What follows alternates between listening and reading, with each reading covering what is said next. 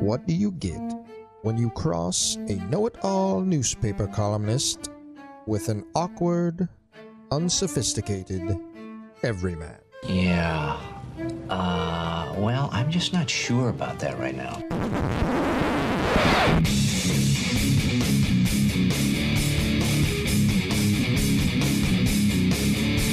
Welcome to Couch and the Roo. Welcome to Couch and the Roo, presented by Skymint Premium Cannabis, inspiring all of us to feel better, look better, smell better, just think better about our lives, sleep better, whatever it may be. And our Tuesday night show, brought to you by our friends at Front 43 and Cask & Company, where I was just a few minutes ago. Outstanding place for happy hour after work, great place for lunch, and a great place to watch the game this weekend, especially if you're not really sure how it's going to go. And you'd like there to be some other games on, maybe some beer at hand nearby, whatever it may be. That's Front 43 Neighborhood Pub and Cask & Company Kitchen and Bar, and that is just north of Frandor on East Saginaw and Lansing, near the Lansing and East Lansing border. Jason, how you doing, brother? I mean, Zion was a big deal because he was a huge guy, and I just broke my chair. What's going on, buddy? Can this game happen tomorrow night?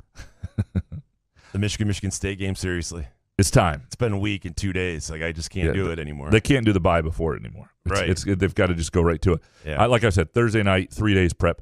But But by the way, what is the Major League Baseball doing with the World Series? It's not on until Friday. Why don't you put that on now? How long do these guys need? Well, not only that, this is the ass that cost the Tigers the World Series in 2006. This is how you kill momentum and you ruin the legitimacy of what you have. Because, like, if you think about 2006, the Tigers were hot. Yeah. They lose to an 83-win team because they lost their mojo. And you've got an illegitimate champion in the St. Louis Cardinals in 2006 because of it to this day. So is it the same way this year since the Dodgers won 2,000 games this year and still baseball, bounced? To me, baseball's got – I'm not saying baseball has issues with the way it's set up because here's where baseball gets it wrong. Yeah. My column. Like, I think there are ways to play it differently than a lot of teams do. In other words, the postseason is just different than the regular season. You do not want to build a team for the regular season. Too many teams make that mistake. You got 12 teams that make the playoffs now. You just got to be one of the 12. You need to build a team that has, 3 starters who can start for you, the right amount of bullpen arms, and guys who can handle shit in the clutch. It doesn't matter who they are in August. You just got to win enough to get into the postseason. That's all you're playing for. The Phillies fired Joe Girardi at near the beginning of the season. And you make the World Series. That's why I don't understand. People say, well, you can't really fire someone in season. I know baseball's longer than most, but if it ain't working, you got to make changes. Well, and to me, what baseball ought to do is you have every playoff series that any team that finished first in, it needs to be at least best of 7. And the World Series should be best of 9. And if you did those two things, you want to create the marathon with one day off. 9. Well, you want to create the marathon that you had in the regular season. So you have so there's a point to your regular season. It's sort of like hockey when there's no point to the regular season. These are my rants. I'm glad we started the show this way. We've turned off half our listenership. 9-game series. I love it. Yeah, let's talk politics now. God. But this is a point in the Michigan State week where I found today interesting with Michigan State had a number of players available, which, to Mel Tucker's credit, like that didn't used to happen under Mark D'Antonio on Michigan State week. They might have a couple guys the same day as his press conference, but nothing extra, nothing usual. And this was like 4 guys, and they were mainstays, but that's fine. And Harlan Barnett, who is a guy who's been a part of the rivalry forever. And what was great about Barnett, who played at Michigan State, who grew up in the rivalry under Perlis, and then was part of the whole, all the years under D'Antonio and everything that happened in that rivalry, or the most of those years, is that he feels a certain way about Michigan, and it took every ounce of every fiber in him not to say something that was bulletin board material. He kept telling himself, like he'd say, I'm reminded I'm not supposed to say anything bulletin board material. He'd step back because these guys have been a part of it, and I don't think acknowledging that you don't like somebody or that the rivalry is venomous is bulletin board material. And I think there are parts of the rivalry that are unhealthy, where it really is people are just so much in their corners and they hate the other side. But then there are other parts of it that are a lot of fun. And I think people who have been in the rivalry who are still at either school, like at this point, Harbaugh has been in it for a long time. He played in it. He's coached in it for a while. A number of his players have been part of the losing side of it. Michigan State players, there are a number of veterans who have been part of this. You got a coach like Barnett who's been a part of it. And to listen to them, and you can kind of, like, this is different. And it's just different than other weeks, which is amazing because college football is a violent game. It's not like Wisconsin hits you softly. It's not like it's not intensity to that. Right, but the Wisconsin fan base and all the players, and it's the cheap shots on the field. Xavier Henderson talked about it today. There are things that will happen on the field. It might have been Henderson or it might have been Peyton Thorne. I don't want to get it wrong. One of them was talking about there are things. I think it was Henderson. There are things that happen. One of the two. Apologies to the one who didn't say it.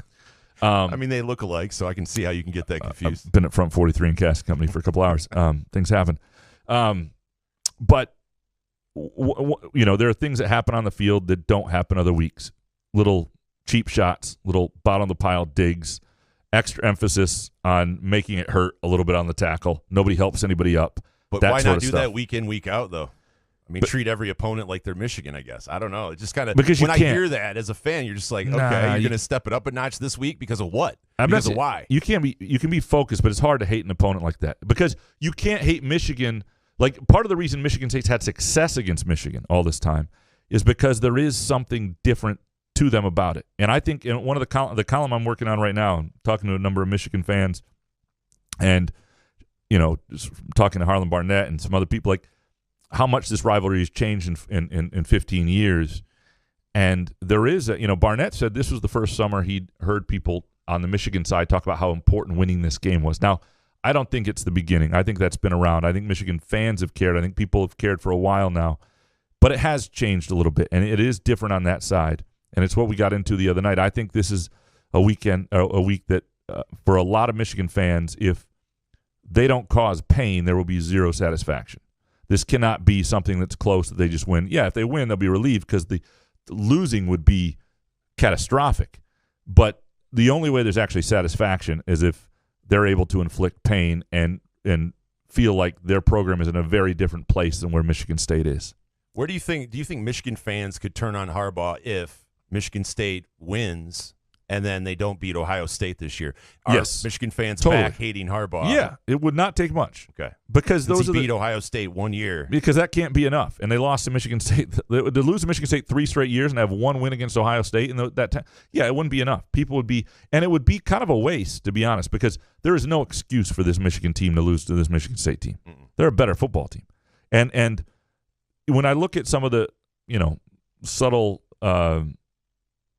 trash talk that's coming out of the Michigan side, part of me thinks that's absolutely the right thing to do because they know they have a squad that should win this game and they can back it up. The other part of me thinks when you've lost 2 straight and you've got the better team, and fans is different. Fans aren't in the game, but you're about to play in the game. Like, just be completely quiet, pound the shit out of your opponent, and let that do the talking for you instead of trying to do it beforehand when you really don't have a lot to, like I said, coming out of the games 2 weeks ago, neither side has, it's an interesting dynamic on social media right now because neither side really has much to talk about. You see Sam Webb up here and a lot of Michigan cronies like puffing their chests, but it's like, you're having a better season than MSU, but you've lost 2 straight to them. What are you puffing your chest about in this particular rivalry? I don't understand where that comes from. But what are they supposed to say? Like, I just hope for a hard-fought game on Saturday night. It's a shit talk. Be silent for 2 weeks because you don't have anything to back it up. And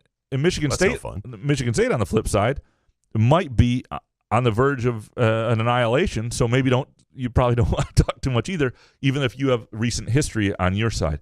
I don't know. I find it fascinating. I enjoy it to a degree, and I'm looking forward to a conversation we're going to have here shortly with Nick Baumgardner from The Athletic because Nick has covered both these teams. I think he has a feel for both these football teams and their fan bases, and it should be a really interesting conversation. Before we leave and get into that real quick, want to mention something about Groovy Donuts. It has Halloween donuts available this weekend.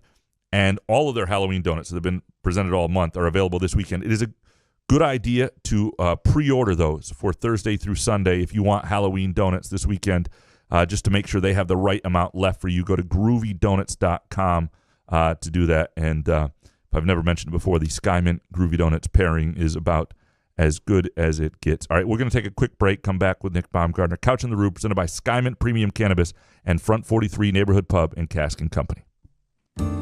Where else can you cheer on your team, enjoy a mouth-watering burger or savory sushi, sip on handcrafted cocktails, or one of 46 beers on tap? Take your game day or date night to Cask and Company Kitchen Bar or Front 43 Neighborhood Pub near Frandor. 2 amazing places with one awesome blended modern American-Asian menu. Catch the game on one of 30 60-inch TVs or stop in for the all-you-can-eat lunch buffet.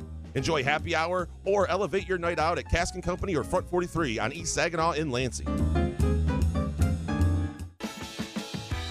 Ever wondered just how comfortable you can be? Find out with Muskox high-quality flannels. Muskox is a Detroit-based company that creates durable comfort that'll last a lifetime. Muskox flannels are thoughtfully designed with 100% cotton that is ethically sourced and double brushed for softness. This will be the softest flannel you'll ever buy, guaranteed.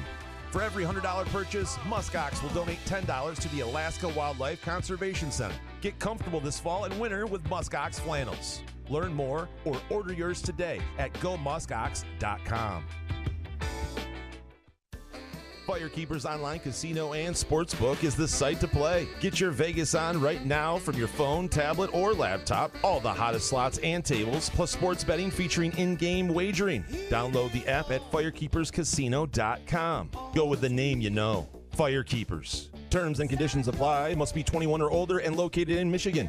Gambling problem? Call the Michigan Problem Gambling Helpline at 1-800-270-7117.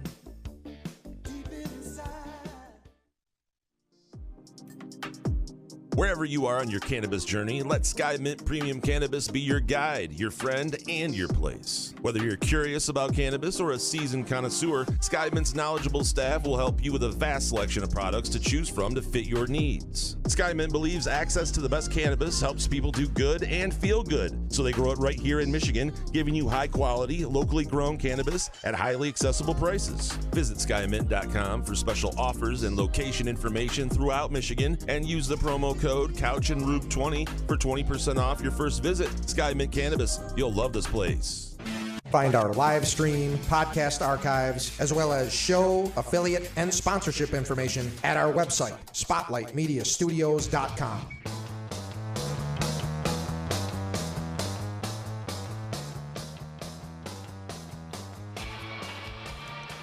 Couch in the Roof, presented by Skymint Premium Cannabis. It is time now for our interview of the week, presented by Hopcat, the best damn beer bar, world-famous Cosmic Fries, mouth-watering, award-winning burgers, including the Peyton Thorne burger, which, no matter how he plays, tastes fantastic. 2 smash patties with American cheese, bacon, and a sunny side egg served on a pretzel bun with those Cosmic Fries. And, of course, the carefully curated craft beer featuring local partners at each location, whether you're in East Lansing, Ann Arbor, wherever you might be this Saturday, and also a great place to watch the game.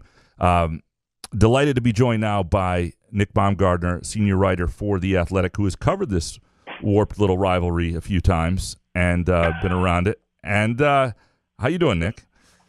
Good, Graham. How are you? Hey, man, that Peyton Thorne burger sounds pretty good, by the way. That's pretty cool. It is. Pretty cool that the guys these days get to have their own burger while they're playing, right? That's neat. I like that. It is cool. And, no matter how he's playing, even if he throws 6 interceptions, it's still a really good burger. Good. Yeah. That's the thing you have to remember, right? It's no point in taking the burger off the menu, even if things go awry. Exactly. I love it. So, all right. So you've covered a number of these. You've been a part around this a lot. My first is Michigan had a better overall team than this in the time that you've been covering them? I think that the only answer to that would be last year, and this is TBD. I think that this is sort of like an extension in some ways. Every team obviously is different year to year, but I sort of feel like a lot of what they got done last year has carried into this year because they did it with so many young players who are back, and that doesn't include McCarthy, who was sort of part of that too. So, probably a long way of saying it. I think this is the healthiest it's been that Michigan's roster has been top to bottom, especially in the lines. When I talk to people that have been around here forever, the offensive line depth is something that I know, Graham, when Brady Hope took over for Rich Rodriguez, you probably remember this.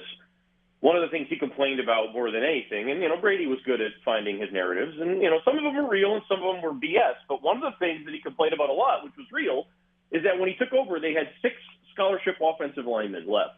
Rich Rod had completely decimated all the depth that they'd built under Lloyd Carr, and it took them a decade at least or more to build that back up, and I think that what I've seen over the last 2 years is this is the closest thing to what we've seen since the Lloyd teams in terms of the offensive lines where, a couple of guys graduate and then magically they just have 3 more. Like, that's what this is, because they've got guys on the bench right now that haven't played yet that are going to play and they're going to be good. So I think that that's what this has been. And, long story short there, it probably is the best I've seen. Based on what you've seen from Michigan State, we'll just start here. I mean, what is the formula? Is there a formula to keeping this respectful and pulling off an upset? It's definitely a formula. I think that it's always a similar one, frankly. And for Michigan State, I was writing a little bit about this today, actually. Like, people ask a lot of the questions about, why does Michigan State consistently find success in this game, over the years? Why have they been able to do it? In some cases, more with less, all that. And my answer every time is, like, over the years, and this is a lot of Mark D'Antonio, they've been so good, Michigan State, at finding interior tackles and really guys on the edge, but mostly interior tackles up front, and their defensive line can just neutralize anything. Like, they've just been able to walk into any Big Ten building over the years, Graham, and they go in there and they say, you're not going to run on us today, figure something else out. And in this game against some of these Michigan teams over the years, that's been enough. And I think that still has to be the recipe here because Michigan's going to be stubborn. They're going to try to run the ball down their throat. They're going to try to bully them. And the best recipe to throw sand into gears for Michigan State is, for Jacob Slade to be as healthy as he can be and everybody on that front to give everything they've got to try to mess this thing up. Because if you can get them off kilter and frustrate them, as we saw last year in this game, Harbaugh's play calling can get all over the place, and they can think to themselves out of points and all that. So it's not an impossible feat. Obviously, it's a tall order given Michigan State's situation and the health. But I think the plan or the whatever path is pretty similar to what it generally is in this game. Is there any satisfaction for Michigan in this game if they don't inflict pain, do you think? Like, and I'm not just talking the program, but I'm talking the fan base, because I feel like if this is 30-20, nobody's happy. Like, Michigan State fans are going to be, maybe they get out of their dignity, but they're not happy with the loss to Michigan ever. And Michigan fans are going to be like, we're sort of supposed to win this year, this one. Yeah.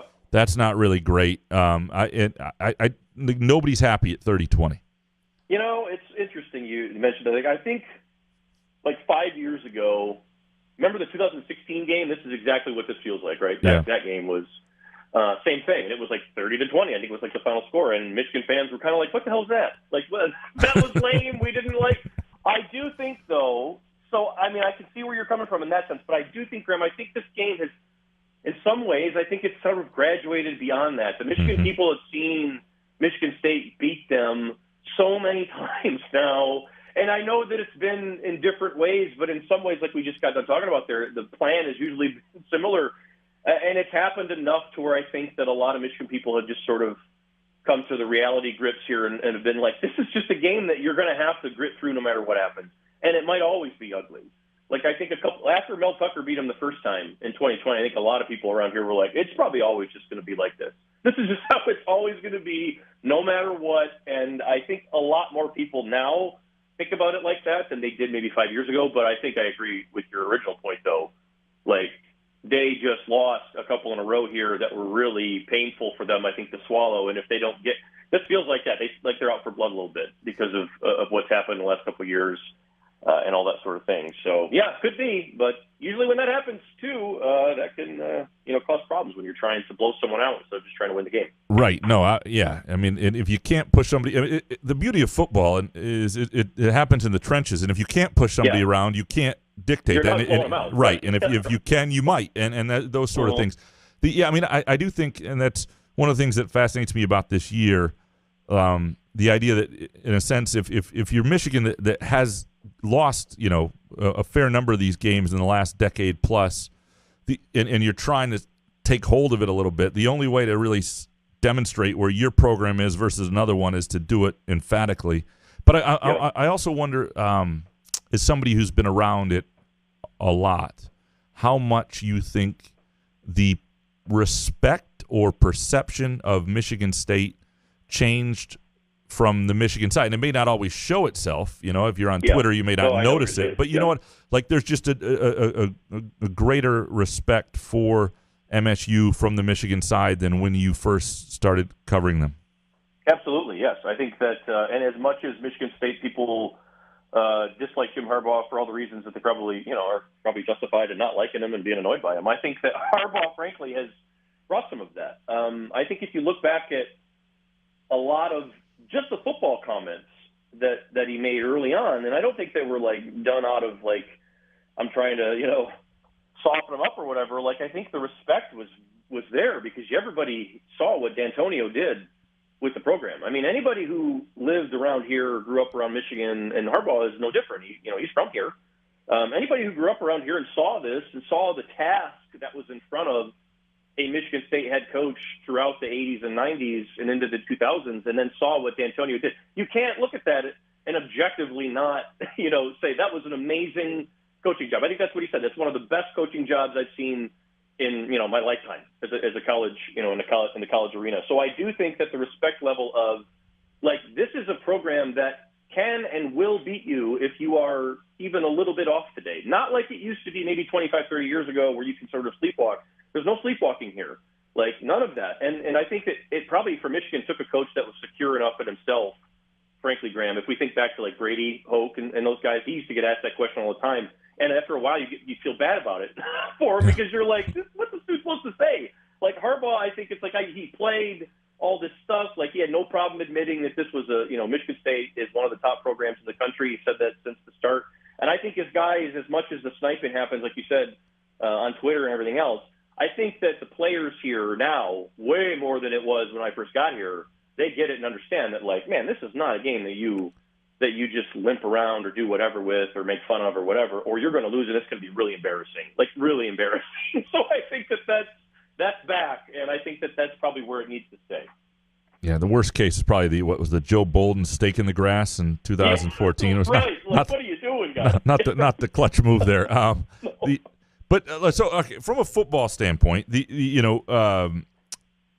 what they did against Penn State was, and I think the Penn State has some issues up front, and Penn State didn't dominate Northwest. Penn State physically isn't a team that's going to dominate you, but which is good news for Michigan State at the end of the year. Maybe you're in that game, but the based on what you've seen from MSU, and it is weird now because Slade does change them a little bit, having him back. And obviously Xavier Henderson, and I was talking to Harlan Barnett about that today, just how much communication is back there that wasn't before in terms of pre-snap stuff and how the difference that makes.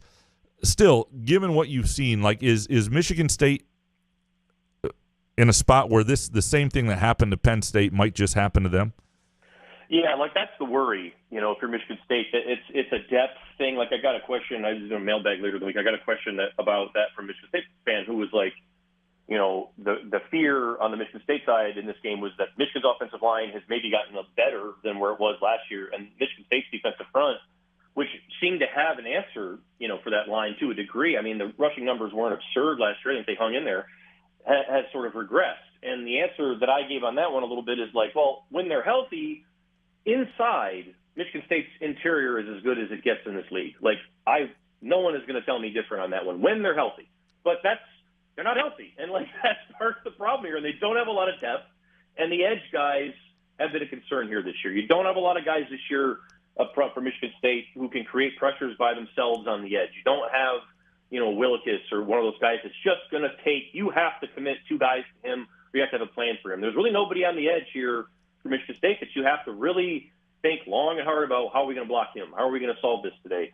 It's really just the interior guys, and they're banged up. So that is the fear. Do you have enough depth? And then the other thing here that doesn't get talked about enough, probably, maybe it does, because I think a lot of the dumping that gets done on the corners and the safeties and everything else, while you can't ignore some of that stuff, Michigan State's linebackers have had coverage issues for going on 7 or 8 years now. Look, they just have to get. Darius Snow was a huge injury for them, and they just, as a program, have to get faster inside of their defense in the middle there. And that's the thing that you worry about, right? Where it's like, even if your front hangs in there, are you going to miss a tackle in the hole and give up, a 50-yard run that should have been stopped for 3? And that's the stuff that I think is really bothered them this year, Michigan State, that normally we don't always see. So, that is a fear that if they get rolling Michigan, that Michigan State's not going to have enough depth to withstand it, and it's not going to be pretty in the end. Is the strategy to? I mean, obviously it's easier said than done to make J.J. McCarthy beat you, and whatever that looks like, selling out to whatever degree that is. Absolutely. Yeah, I think it has to be, because and as talented as he is and appears to be in all the situations we've seen him in, we haven't seen him put in a spot where let's just put everything on his shoulders. Let's take it away, take the run away, and say, you have to do it, kid. That is a real different thing, man. I don't care how talented he is. See, that would be a huge test for him. Now, like you said, Graham, easier said than done, but to me, that's the only answer here. Take away their fastball and see what their off-speed pitch is, and if it's good enough, then hey, tip your hat and move on. And that's probably how it'll go. But we'll see. We'll see how it ends up. But if you're Michigan State, that's always the plan. Bill Cubitt once told me, covering Western Michigan, when they were playing Illinois and Juice Williams, he goes, maybe you just blitz 11 and see what he does. It might be right, yeah. I mean, he's only 19, right, or whatever. He might freak out, right? Exactly. All right, offensively, I mean, to me, the problem is, and I asked Xavier Henderson about this today, because he said, unprompted before the season, he goes, we'll go as far as our offensive line takes us. And when your safety says that, it's like, that's interesting. Right. Why did he say that now? And he knew something. And then so I asked him again today. He's like, yeah, well, I mean, he knew. I think he just knew that this could be an issue. He's a smart guy. And he put it up against him in practice. And so if they have to become adequate at something to give their playmakers in Thorne a chance, and they have not been for parts of this season. And so let's assume they are adequate enough to protect him, to at least have force balance to some degree. So you have to respect the threat of the run. Is there enough on this Michigan State offense with Peyton Thorne and a healthy Jaden Reed now and Keon Coleman on the tight ends and all that stuff to keep pace, to give Michigan trouble? Yeah, there's enough in the pass game for sure. And, I think that it's interesting that you mentioned that. The run game part of it, right? We think so much about you got to win that run game to win this game, and usually it always works out that way. But you don't have to dominate it. You don't have to Kenneth Walker it. You don't have to have 300 yards and 5 touchdowns. You just have to be, like you said, Graham. You have to be capable. You just have to be competent. It has to be, hey, we're getting 3.5 here if we're running power or whatever. We're just going to keep getting 3.5 because they have to honor it. And then maybe once in a while we'll hit 12 and then it'll flip the game and then things change. That's the path and the plan. And I think that'll be the challenge for the offensive line. And it's the TBD every week with these guys. And it's are you going to have enough? Because you're not going to have a running back that saves you the way, obviously, Walker was able to do.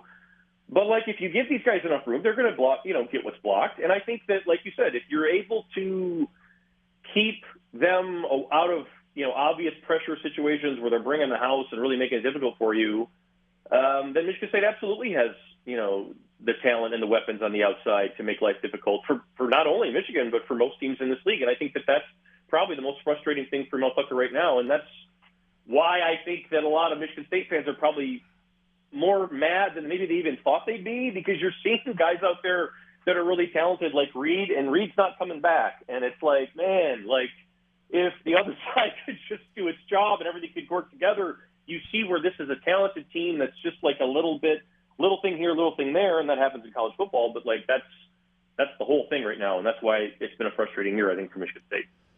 So let's take this to even a darker place. 2023. Okay. Am I wrong to think that next year could be worse for MSU? Well, I mean, no, because we have not seen the development in the lines that we need to see. And I think that's, the thing that the X factor for Mel Tucker is always going to be that transfer portal. Pulling Walker out of there was a big deal. And those Graham, they've been close on a number of guys who've been big time transfers in other places, and you keep cracking at that, eventually you're going to get a couple of those. But your program has to have something that sustains year to year, and that has to be the lines. You can't transfer portal an offensive or defensive line. Cannot do it ever. You'll never be able to do it in college football, I don't think, or any football. It just doesn't work that way. So for them right now, the concern is, are you recruiting the right guys? Are you your development and everything where it needs to be, or do you need to take a deeper look at that? Like, that's, as much as people are upset about the defensive backs and everything else, and I understand why, but like, when the season ends, when Mel Tucker pulls the hood up, it's going to have to be, what are we doing in the lines, both sides, and is it good enough? Like, and if the answer is no, then you got to make changes. Mm-hmm. That's going to have to be the big question, because, like, yeah, you can cherry pick guys here and there. You can even do it with your quarterback if you need to, right? You can do a lot in the portal. You can't fix your offensive line in the transfer portal. Not the way that you can't completely fix it. You can patch a hole, but you're not going to build one there. So I think that's still the challenge. And no, you're not wrong, because we haven't seen that development enough yet. We've seen some of the guys that have sort of come through and they've been there for 3 years and they've sort of gotten a little bit better, but not much better. They've sort of spun their wheels.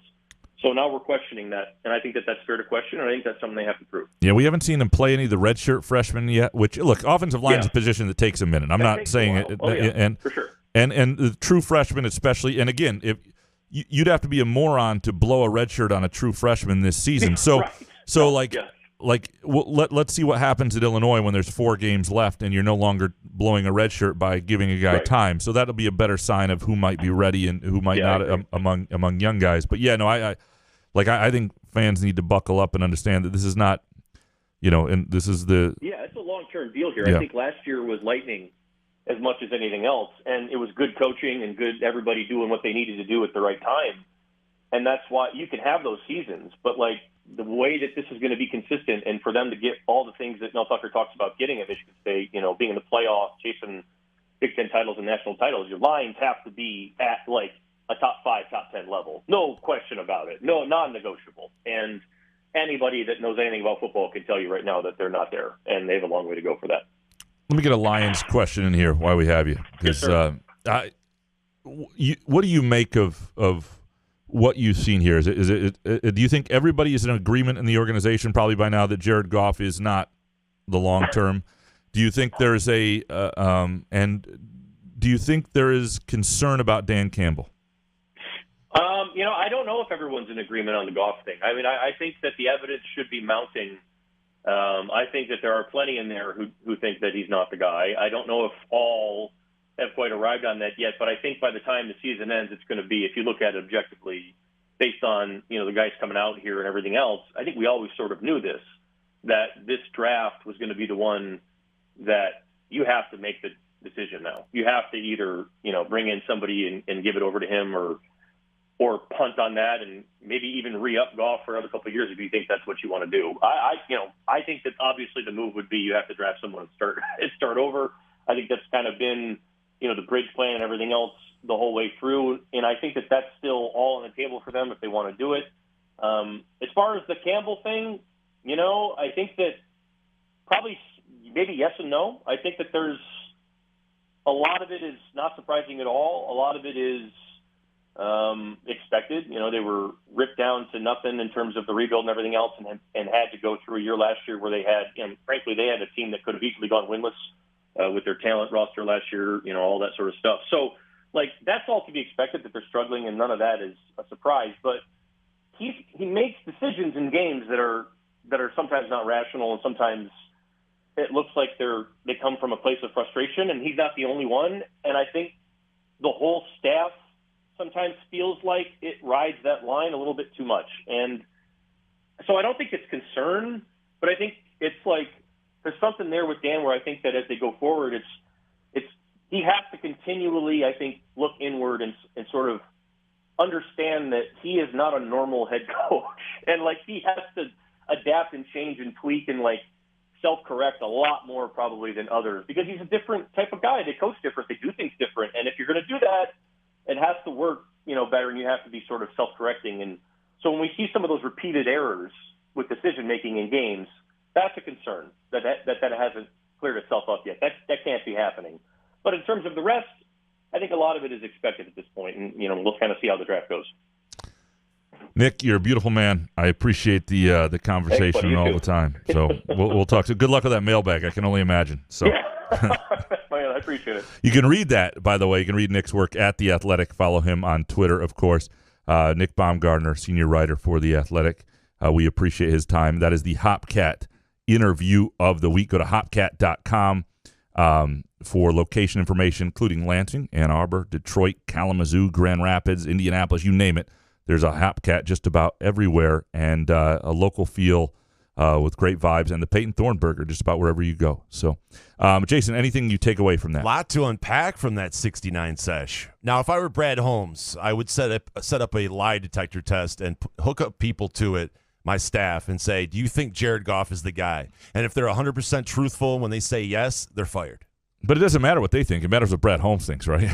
Well, sure. But, I mean, I just would like to know that I'm surrounded because Nick said that there are some people that maybe think Goff could be that guy. I don't know who. I know that diehard Lions fans wanted to believe that, but you can't believe that Jared Goff, even if in a perfect situation with an offensive line like the Lions have, Jared Goff can't create any plays. So he's not going to win games for you. Is he going to put up stats? Sure. Are you going to be wowed by Jared Goff? No. So why are we doing this whole charade of keeping him around?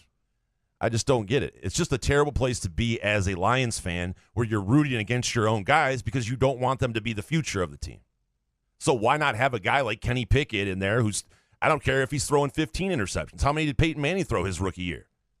Might as well have a guy learn learn from Goff or something, or sit just behind Goff or something. To me, whenever you decide to go get your guy, you go get your guy, and you do whatever it takes to get him. If he's the number 1, 2, 3 pick, whatever it is. Right. And I think this year, given the way it's going, the Lions are going to be in position where they are in the bottom 5 maybe, and in a position to go make that I mean, move. do you see this team winning another game? Yes, really? Because with all the injuries and everything like that, and that's another thing too. The injury thing gets brought up too. But look at teams that are putting in PJ Walker and Bailey fucking Zappi. I hate having to hear that over and over. But Bailey Zappi got his ass kicked yesterday by Justin Fields. Right, our friend Harry, who's going to join us in a bit, doesn't think he can play quarterback. Right. I'm with you. Like I think, but when you look at the Cowboys-Lions stats from that game, they were pretty even, and it's just the 5 turnovers. Now that's 5 turnovers. That's part of who the Lions are. But what I mean is, just but you don't feel confident when Goff has the ball, and he sits there back in the pocket like he has 9 days to throw. But there will be games where that doesn't happen, and statistically, they're going to be competitive. They're going to win. The Lions are going to win 3 more games this year, I think. But why?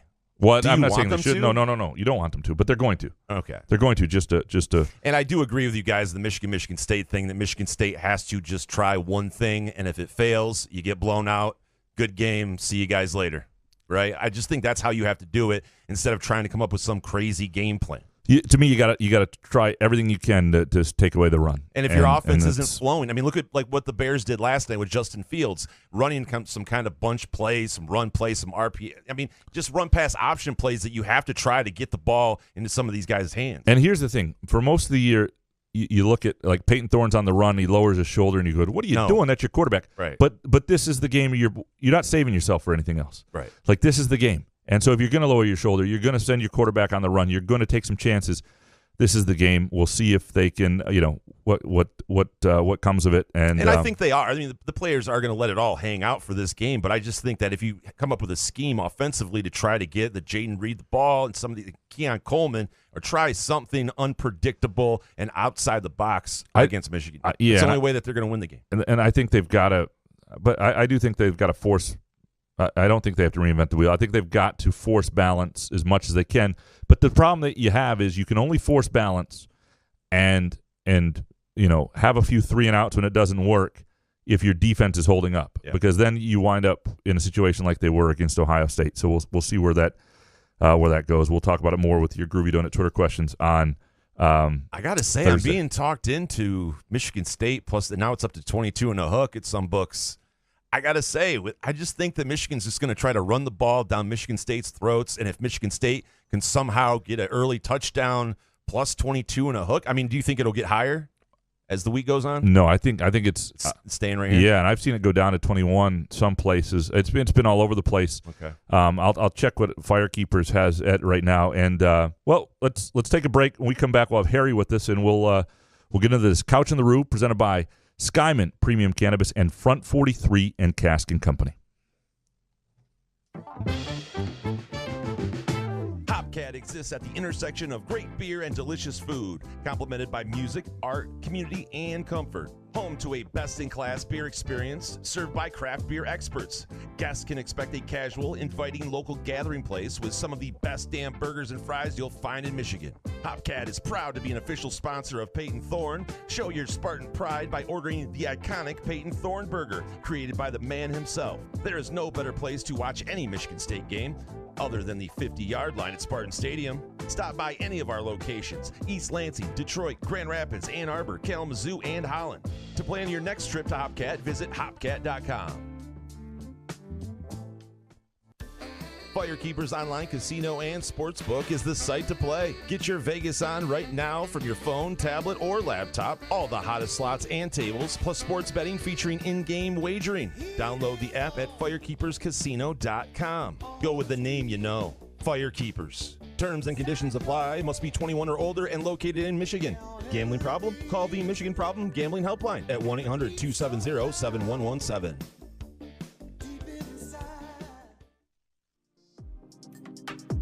Wherever you are on your cannabis journey, let Sky Mint Premium Cannabis be your guide, your friend, and your place. Whether you're curious about cannabis or a seasoned connoisseur, Sky Mint's knowledgeable staff will help you with a vast selection of products to choose from to fit your needs. Sky Mint believes access to the best cannabis helps people do good and feel good, so they grow it right here in Michigan, giving you high-quality, locally grown cannabis at highly accessible prices. Visit skymint.com for special offers and location information throughout Michigan, and use the promo code CouchAndRoof20 for 20% off your first visit. Sky Mint Cannabis. You'll love this place. Find Couch in the Rube podcasts on Spreaker, iTunes, iHeartRadio, Spotify, YouTube, Facebook, Google Podcasts, CastBox, and the Rube's favorite podcast addict.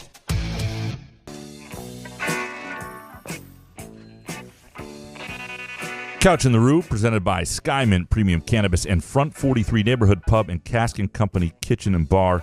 It is time now to pick the games, presented by our friends at Firekeepers iCasino and Sportsbook app. Download the app today. They've got Michigan and Michigan State game props, and of course the Michigan State game line, which I believe they have at 21.5 right now. Pleased now to be joined by the great Harry Gagnon from Against All Odds with Cousin Sal, bestbetcorner.com and extrapoints.com.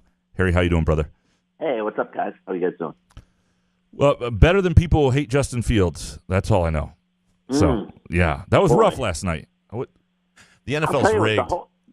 Yeah, you know what? The whole weekend was phony with the Tampa. I mean, we all lose games, we all win games. I have not been more wrong, guys. More wrong, and Graham, you threw it to me to give my best play last week, and I haven't been more wrong in a game this year than I was in the Tampa Bay Carolina game last week. I think we all. I mean, I beginning with Liverpool on the money line against Nottingham Forest, Tampa Bay, even Clemson. By the way, I did send Jason a message like, Graham just lost a soccer bet. Oh, I'm like, wow. Didn't score. And I said, soccer is ass. Why are you talking about this? I have not had a weekend. I said maybe brutal. Graham needs to be suspended a week from golf, from soccer. Yeah, that was rough. Am I the only one that had a good week? I should from football. I'm the only one that had a good weekend of gambling between all three of us. Something like that. Man, I'm on a Harry heater. I'm going to get into a bathtub and put the phone somewhere. Guys, I'm in a contest with some friends where it's 60 people. You pick the NFL games by the spread. Going into this past week, it's good money at stake too. And going into the week, I was in first place. I finished dead last out of 60 people this week at 4-10. Yeah, no, it happens. That's why we got to rebound. Yeah, it's a new week, man. Right? Yeah, you don't have to sit out. You just need to win. That's all I mean. And this is going to be our week. All right. So let's go through some of these. Let's before we get to the college games and the Michigan State game, let's start with the NFL and the beautiful Detroit Lions. Dolphins -3 at Lions. at this point, the problem with the Lions is even if they statistically can play with you, you'd think they're going to screw something up like they did last week. I was not impressed with certain elements of the Dolphins last week, but inside of a field goal, or a field goal or less, I'm gonna be on the Dolphins here -3. Jason, where are you? I mean, unless the Lions had 10 Jeff Okudas on the defensive side of the ball, maybe I could be talked into the Lions, Harry. But hell no, give me the Dolphins given the points. What do you got? Yeah, Miami looked really good, too. Looked good in those first 3 possessions, put points on the board. Then really nothing against Pittsburgh's defense. But, boy, Detroit, just like the fumble at the one, they hurried up to get the play going instead of maybe, like, checking it out. Maybe they did score. And defensively, Dak should – guys, I know you guys watching it. Dak easily should have had 3 interceptions right through Detroit secondary's hands. Cost them the game, man. I banked on – you guys went with Dallas last week, and I banked on Detroit. I'm off Detroit again. I'm going with Miami. Spite bet. Yeah, I love a spite bet. Kinda. Yeah, no. The problem right now is I have about 15 spite bets I need to hit this week, and that's a dangerous place to be. If there's a can't-miss parlay for me, and I'm a little skittish on just that term after last week because I led so many listeners down a bad hole. But this one would be sorry, I don't know what that meant. But this would be one of them. Ravens -1.5 at the Bucks. Like, a couple of these teams have been screaming at us that they're not very good, and nobody's listening. And certainly Vegas isn't listening. Give me the Ravens. Let me bet my mother's mortgage. It's 1.5. Ravens at a Bucks team that looks lifeless right now and may not be that good. I'm going to take the Ravens here on Thursday night. I like them a lot right here. Jason, where are you? Well, this game is complete ass. But, Graham, what you do with the NFL is how you figured the NFL out. You go the opposite of what you're thinking and give me Tampa Bay and Tom Brady at home. I know the offensive line gets yelled at all the time, but the defense for Tampa Bay is still good. The Ravens their D is complete ass. Dobbins is out. Harry, give me Tampa Bay. What you got? Yeah, I mean, look, the Ravens last week did pull off the win against Cleveland, but Lamar looked pretty vanilla with just 120 yards passing. And Tampa, again, my pick last week, no offense, nothing going on, right? They can't, 4th and 1, they couldn't convert. It sounds good, Graham, to take the Ravens, but I think Jason's onto something here. Everyone going against Tampa this week after what happened against Carolina, I'm going the other way too. I'm taking the Bucs. You almost have to bet storylines. I'm telling you, the NFL is just crazy. I agree. It's almost what's amazing is it's almost unbettable, which the NFL should be careful about its parity. Because what makes the NFL the greatest sport on earth is partly how well it translates to television and how much we're all addicted to it, but it's partly gambling. It's why baseball is a bad sport to gamble on, and it hurts baseball. Sounds like a guy that had shitty gambling weekend. And if the NFL stops being a sport you can gamble on, then the NFL is I don't know. I'm sorry. It can't be that bad. Tampa loses to Pittsburgh. Then they lose this game to Carolina. Green Bay loses to Washington. Last night the Bears looked unbelievable. When have the Bears ever looked so good on offense? Any answers? And the Chiefs lost to the Colts, too. I mean, how was that game a while ago? Yeah. It's just wild. Wild. All right, 49ers -1.5 at the Rams.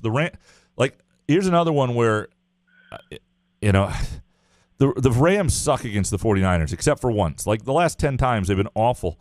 The Rams are not that good. It's a home game for San Francisco in L.A., which people forget about, and I think Vegas struggles with that. And you have McCaffrey, who's going to be more indoctrinated. I know they got like 11 guys on injured reserve, but that's the whole NFL. This is week 8. Nobody has any defensive backs. This is, again, why draft your quarterback because everybody has like 11 injured defensive backs. You're never going to have your starters anyway. And let me actually put this theory out to you guys. If I ever own an NFL team, God help us all, but if I do, I think I would take my starting safeties and corners, bench them to start the year, put them through a training camp late, and start them in week 10 because you'd be the only one with healthy corners and defensive backs in the postseason. If you could get there, that would be the way to go. Anyway, I'm on the 49ers big here. Jason, where are you? My favorite, long-winded. Vegas doesn't know what they're doing. It's my favorite. Give me the 49ers -1 and a hook. What do you got, Harry? It's interesting, Graham. You made a good point there, though, because Emmanuel Mosley's been injured for 2 weeks now for San Francisco. And before that, the San Francisco defense was unstoppable. Since then, they give up 28 to Atlanta, and they get smoked on Sunday against Kansas City. Now, I know San Francisco has won 7 straight regular season games versus L.A. The last time the Rams beat San Francisco in the regular season was December 30th, 2018. So with that said, I'm going to flip it. I'm going to take the Rams. Taking the Rams. That makes me nervous. Yeah, it's I don't like the San Francisco defense the last 2 weeks. Yeah, no, I'm with like you. It. I'm with you. All right, speaking of team I don't like the last 2 weeks, the Packers, plus 10.5 at the Bills. Double-digit Packers as dogs at the Bills. I think Vegas is baiting us. I'm on the Bills. It's a huge number. And they're throwing that hook in there just to sit there and go take the Packers. The Packers have been awful.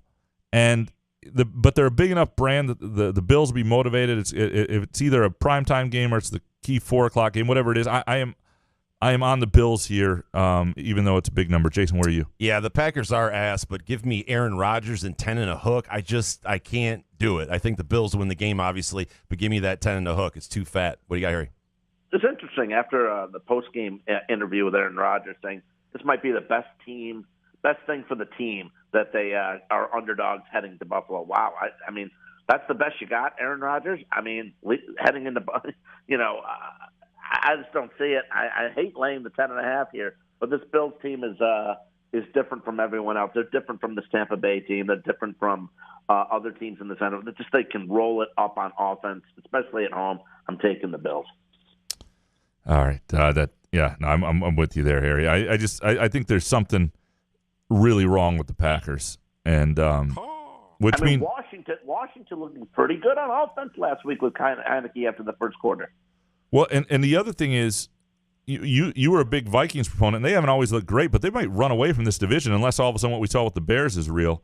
Right, but they kind of have a three. I think they have a 3-game lead, right? Yeah, it's pretty. Are the Bears for real? Question mark. Get out of here with that. All right, defenses. And I tell you what, Justin Fields. If you've got money against Justin Fields, and it's 3rd and 11, and the first guy doesn't sack him, your heart sinks because he's going to run for 17 yards. And you're like, son of a, I'm never betting against him again for that reason. You can tell I lost a lot of money this weekend. Okay, let's go to the college game. Some games I like here. First one, Ohio State minus 15.5 at Penn State. Usually a great rivalry. Should have been the night game this week, like it usually is. The whiteout there. Instead, it's a noon game. I love this game in a teaser. Like if you can bring Ohio State under 10 points, I think this is a no-brainer lock. I think they'll cover that as well. But I love it as a teaser. Give me Ohio State with the points, Jason. I want to trust James Franklin, Harry, but I don't think I can. The 15 and a hook seems like a number that's going to try to suck you into the Penn State side. I think Ohio State goes in there and hammers them. Give me Ohio State. Who do you got?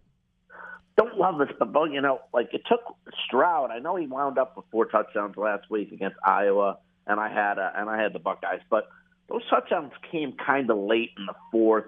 I think he took a little hit for the Heisman Trophy as well as Hendon Hooker, who continues to be fantastic for Tennessee. By the way, guys, before the season, I gave him out at 45-1, and against all odds, I gave out Hendon Hooker as my Heisman winner. But in this spot here, Penn State at home, I think Clifford hangs in there, and I think this could. I like it a little over 14. I think they may lose by 14 here. I'm going to take the 15.5. Wow. Okay. All right. That's a hold your nose and hope sort of bet.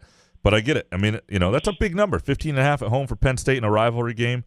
And right. And there's obviously a reaction to what happened to Penn State against Michigan here. All right, Notre Dame +3 at Syracuse. This one is so fishy that I'm all over Notre Dame because, I don't get it. Notre Dame has not been very good. Syracuse has been, they certainly put a scare into my money line parlay with Clemson, which was already defeated because of Liverpool.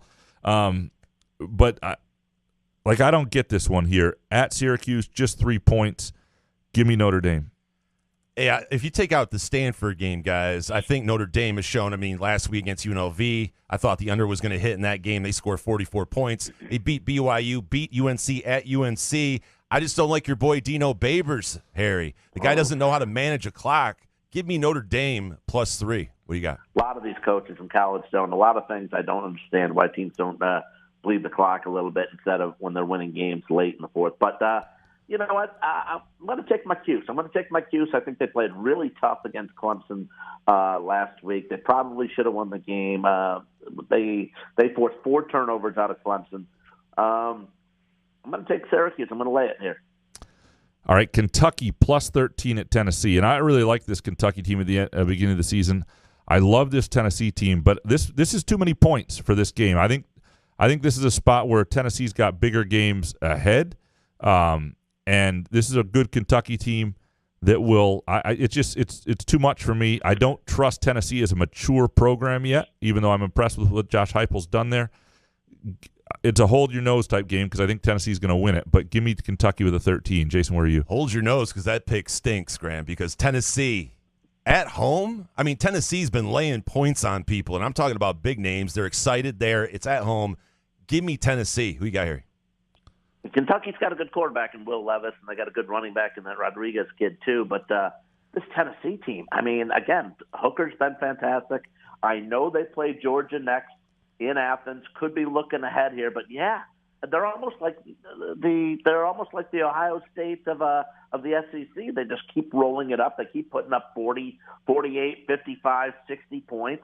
Got to win if you cover by 14, you get the win. I just think that the Tennessee offense is too much for Kentucky. I think Tennessee continues into Georgia next week.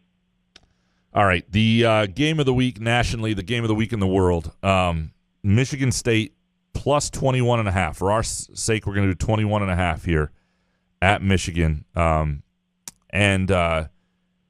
if I don't know that the line's going to come down, so if you really want to take State, maybe hunt around for a 22.5 somewhere.